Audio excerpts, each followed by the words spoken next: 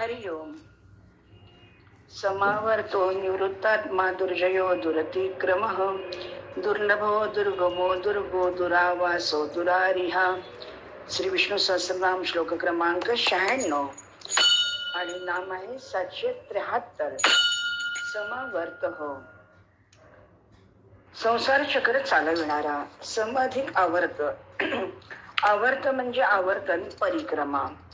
जयाच्या रथा एक जी चक्र पाही, नसे भूमी आकाश आधार काही.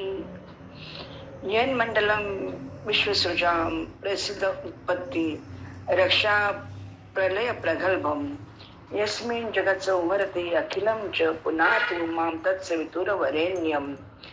यन मंडलम सर्वगतस्य विष्णोरात्मा परम धाम विशुद्ध तत्वम सूक्ष्मांतरैर्य योगी पथानुगम्य पुनातु मां तत्सवितुर्वरेण्यम्. सूर्यमंडल स्तोत्रम 8-9. अशी नभोमंडळातील सूर्य, चंद्र, नक्षत्रांना गती देऊन पंचमहाभूत इत्यादी 23 तत्वांना शाश्वत निरंतर अबाधित ब्रह्मांडाचे चराचर चालवणारे 24 तत्वे समावर्त होय. विष्टभ्याम यम इदं कृष्णम मेकांशेन स्थितो जगत. गीता 10:42. मी या संपूर्ण जगाला एका अंशाने व्यापून स्थित आहे. युगे, मन्वंतर, कालचक्र, ऋतुचक्र, निसर्गचक्र, नियतचक्र, उत्पत्ती, स्थिती, प्रलय, चराचर विश्व, आकाश, दिशा, डोंगर, द्वीप, समुद्रासहित सर्व पृथ्वी, वायू, अग्नी, चंद्र आणि ताऱ्यांचं संपूर्ण ज्योतिमंडळ, तेज, पाणी, पवन, पंचतन्मात्रा, जीव, त्रिगुण, काल, स्वभाव, कर्म, वासना, शरीर इत्यादी विभिन्न रूपात दिसणारे पिंडी ब्रह्मांडी विश्व. भागवत 10:8-37-39. असे अंतर्बाह्य चक्र निकुतीने अवघ्यात चालवणारा तो समावर्त होय. अशा समावर्त श्री विष्णूंना समर्पित होऊ. 774. अनिवृत्तात्मा. अनिवृत्तात्मा सर्वत्र व्याप्त, विराट, अवाक्या पलीकडला, अनादि, अंतरहित, जो झाकला जाणार नाही, सर्वत्र विद्यमान, अनादिरात्मा, पुरुषो निर्गुण, प्रकृते परा, प्रत्येक धामा स्वयं ज्योती, विश्वम येन समन्वितम. हे सर्व विश्व ज्याच्यामुळे व्याप्त होऊन प्रकाशित होते तो आत्मा म्हणजे पुरुष होय. तो अनादि, निर्गुण, प्रकृतीच्या पलीकडील अंतःकरणात स्फुरणारा व स्वयंप्रकाश आहे. विनाशम यस्यास्य न कश्चित कर्तुमर्हति, येन सर्वमिदं ततं अनाशिनो अप्रमेयस्य सर्वगत नित्यस्य. कोणत्याही काळात कोणत्याही कारणाने किंचित मात्र ज्याच्यात परिवर्तन होत नाही, ज्याचा नाश होत नाही, ज्याची क्षती होत नाही, ज्याचा अभाव होत नाही, जो प्रमाणांचा विषय नाही, अर्थात जे अंतःकरणाचा आणि इंद्रियाचा विषय नाही, तो अविनाशी अप्रमेय आहे. न जायते म्रियते वा कदाचित् नायं भूत्वा भविता वा न भूया अजो नित्य शाश्वतो यम पुराणो न हन्यते हन्यमाने शरीरे. हा शरीर कधीही मरत नाही, स्वयंसिद्ध, निर्विकारी, नित्य, निरंतर एक रस आहे. याचा ऱ्हास होता नाही. अछेद्यो यमदाह्योय मक्लेद्यो शोष्य एवच नित्य सर्वगतस्थाणुर्नचलो यम सनातन. गीता 2:18-24. असा अनिवृत्तात्मा ओळखला जातो. अशा अनिवृत्तात्मास विष्णूंना शिरसाष्टांग वंदन करते. 775. दुर्जय हो, अजिंक्य, विजयी. अंतर्गत शत्रू आणि बाह्य शत्रू जिंकणे दुरापास्त आहे. बाह्य शत्रूवर शौर्याने विजय संपादन करता येतो, पण अंतर्गत शत्रू म्हणजे षट रिपूंवर सहजासहजी विजय प्राप्त करणे महाकर्म कठीण आहे. काम एष, क्रोध एष, रजो गुण समुद्भव, महाशनो महापाप्मा विद्ये नमिह वैरिणम. एवं बुद्धे हे परम बुद्ध्वा संस्तभ्यात्मनम आत्मनाम. जय शत्रू महाबाहो कामरूपम दुरासदम. गीता 3:37-43. भगवान म्हणाले, रजोगुणापासून उत्पन्न झालेला हा खादाड अत्यंत पापकर्मी असा हा काम किंवा क्रोध, यालाच जगतातला वैरी समज. हे पराक्रमी अर्जुना, याप्रमाणे बुद्धीहून श्रेष्ठ व पलीकडे असलेला आत्म्याला जाणून आपणच आपल्याला आवर घालून दुःसाध्य अशा कामरूपी शत्रूला ठार कर. संसाराशी संबंध ठेवून कामनांचा नाश करणे फार कठीण आहे. हा काम मोठ्या मोठ्यांच्या विवेकाला झाकून त्यांना कर्तव्यापासून च्युत करतो, त्यामुळे त्यांचे पतन होते. म्हणून भगवंतांनी याला दुर्जय शत्रू असे म्हटले आहे. कामाला दुर्जय शत्रू म्हणण्याचे तात्पर्य त्यापासून अधिक सावधान राहण्यासाठी आहे. कारण सर्व कामना उत्पन्न आणि नष्ट होतात, परंतु स्व हा निरंतर राहतो आणि कामना उत्पन्न आणि नष्ट होण्याला जाणतो. जर साधकाचा आपल्या कल्याणाविषयीचा उद्देश पक्का असेल तर तो कामाला सुलभ रीतीने मारू शकतो. परमात्म्याने मानव शरीर परमात्म्याच्या प्राप्तीसाठी दिले आहे, म्हणून कामनांचा त्याग करणे कठीण नाही. सांसारिक भोग पदार्थांना महत्व दिल्यामुळेच कामनेचा त्याग करणे कठीण वाटते. सुखाच्या कामनेला समाप्त करण्यासाठी भगवान वेळोवेळी दुःख पाठवितात की सुखाची कामना करू नका. कामना कराल तर दुःखच पदरी पडेल.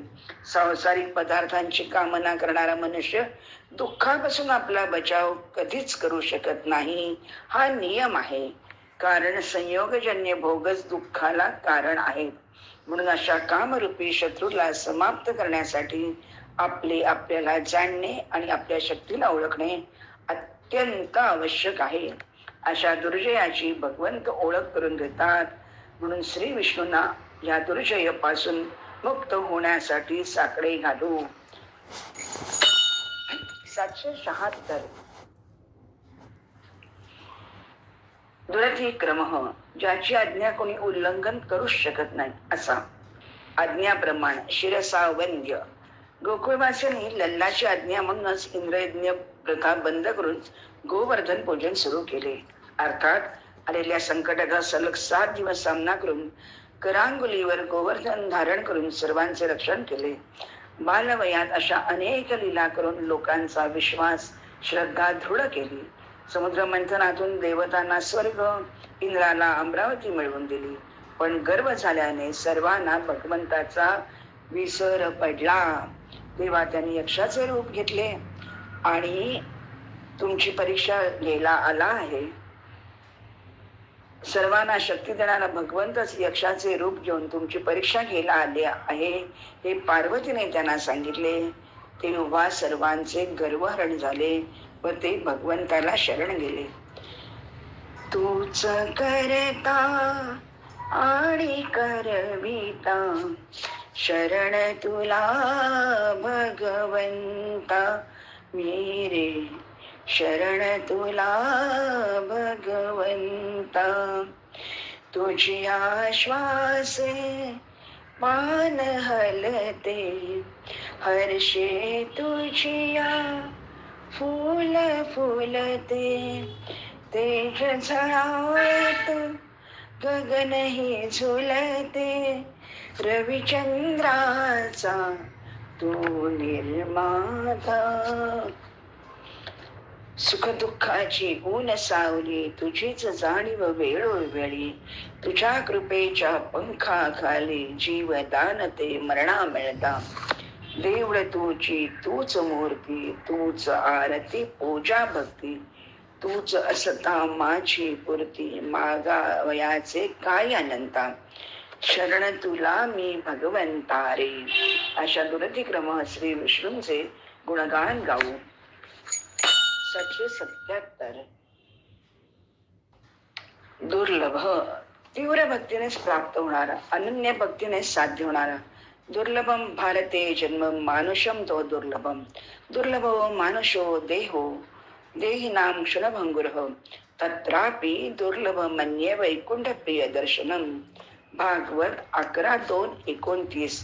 विदेहराजा 9 योगेश्वरांना म्हणाला, जीवाला मनुष्य शरीर प्राप्त होणे हे अतिशय कठीण आहे. शिवाय ते क्षणभंगूर अशा या देहात भगवंताच्या भक्तजनांचे दर्शन आणखीनच दुर्लभ आहे. लब्धा सुदुर्लभमिदं बहुसंभवान्ते मानुषम अर्थदमनित्यम मपीय धीरः पूर्णयते न पतेद मनो मृत्यू यावन्निश्रेयसाय विषय खलु सर्वतस्यात्. भागवत 11:10-29. अत्यंत दुर्लभ असणारे मनुष्य शरीर पुष्कळ जन्मानंतर मिळालेले आहे. याच्यामुळे परमपुरुषार्थाची प्राप्ती होऊ शकते. त्याचबरोबर ते नाशही पावणारे आहे. हे जाणून जर मृत्यूने त्याला आपल्या कवेत घेतले नाही, तो वरस शहाण्याने तात्काळ आपल्या परमकल्याणासाठी प्रयत्न करावेत. कारण विषयभोग तर सर्वत्रच मिळणार आहेत. सर्व योनीमध्ये भोग आहे असे अवधूत दत्तात्रयाने राजा यदूला उपदेश केला.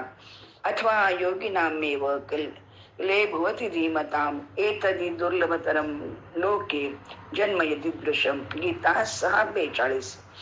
शास्त्रात मनुष्य जन्माला दुर्लभ दाखविलं आहे, परंतु मनुष्य जन्मात महापुरुषांचा संग मिळणे त्यापेक्षाही दुर्लभ आहे. मत संगस्तु दुर्लभो अगम्यो अमोघश्च.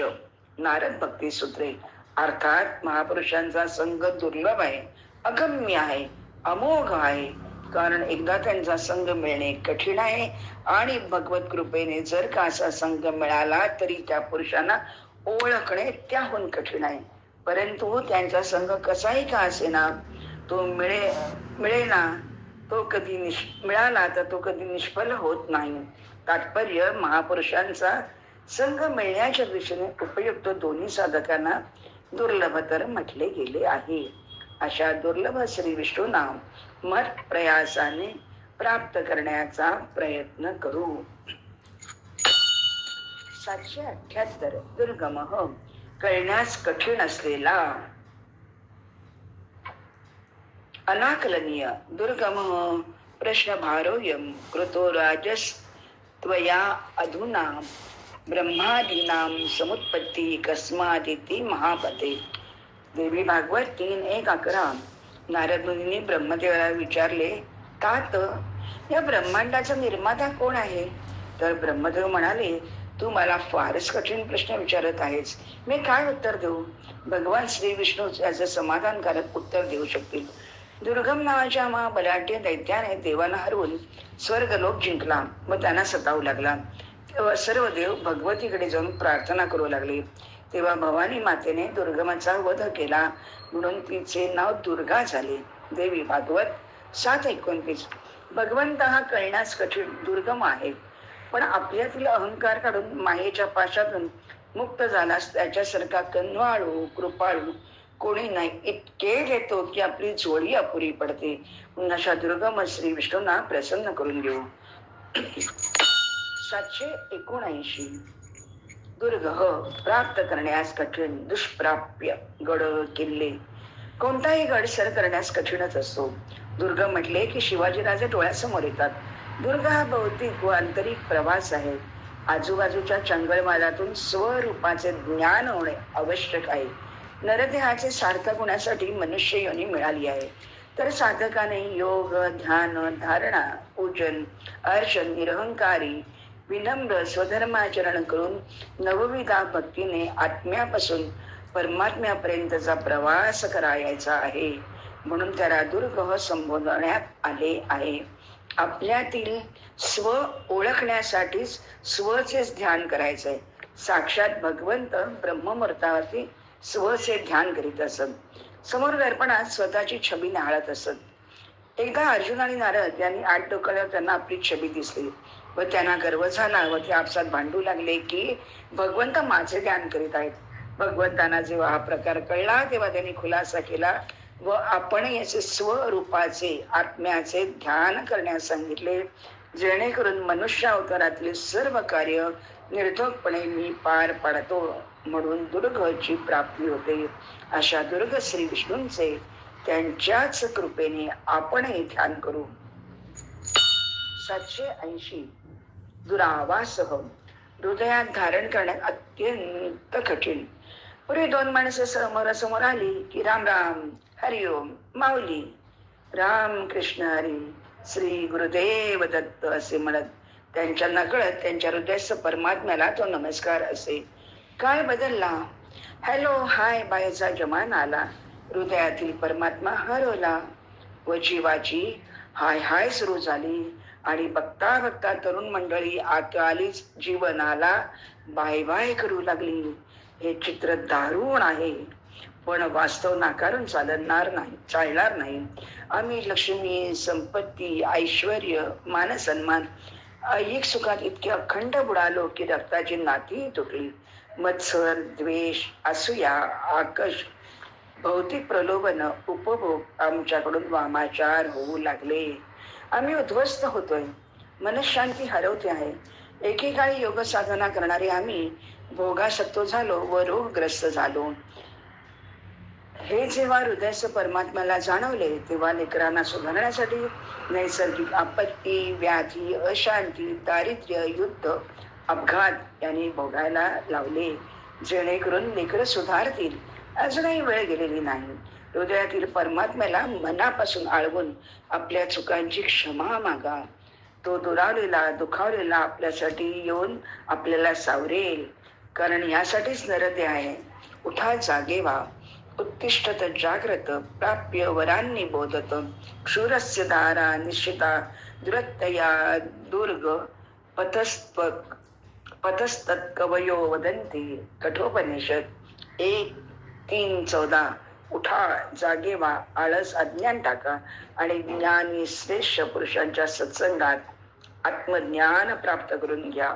विद्वानांच्या मते आत्मज्ञान ज्ञानप्राप्तीचा मार्ग अंगीकारणे म्हणजे धारदार तलवारीवरून चालण्यासारखे आहे. हे असे धाराव्रत आहे. तेव्हा तो दुरावास प्रसन्न होईल. अशा दुरावास श्री विष्णूंना हृदय सिंहासनावर विराजमान करू. 781. दुरारी हा कुमार्गाने जाणाऱ्यांचा वध करणारा, दुराचार्यांना शासन करणारा. खरे तर भगवंताच्या दशावताराच्या कार्याचे हेच उद्दिष्ट आहे. अभ्युत्थानम अधर्मस्य